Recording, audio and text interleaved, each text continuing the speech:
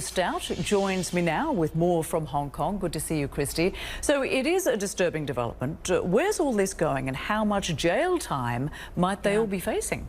Well, Joshua Wong, arguably Hong Kong's most high-profile pro-democracy activist, he's been remanded in custody after, as you reported, he pleaded guilty for inciting and organizing unauthorized protests that took place outside Hong Kong police headquarters in June of last year. His fellow activists, Ivan Lam, as well as Agnes Chow, they also have pleaded guilty and they're facing similar charges.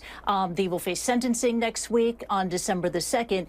Each activist could face a maximum of 3 years in prison. Now, this case has nothing to do with the controversial new national security law, but we know that Joshua Wong, he has been facing a slew of charges in relation to his work as a pro-democracy campaigner.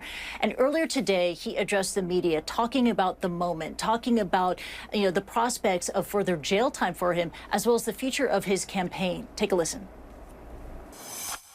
Perhaps the authorities wish me to stay in prison, but I'm persuaded that neither prison bars, nor election bans, nor any other arbitrary power will stop us from activism. What we are doing now is to explain the value of freedom to the world through our compassion to whom we love, so much that we are willing to sacrifice the freedom of our own. A note of hopeful defiance there from Joshua Wong, and this is a critical moment for him and for the opposition. Last week, we reported that 3 former opposition lawmakers were arrested for their protests in the Legislative Council that took place earlier this year.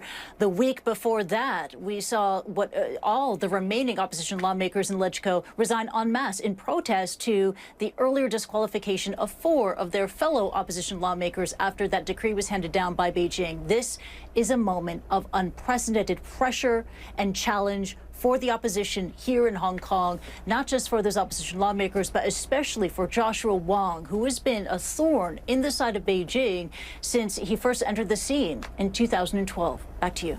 Yeah, and we'll continue to watch this very closely. Kristie Lu Stout joining us live from Hong Kong. Many thanks.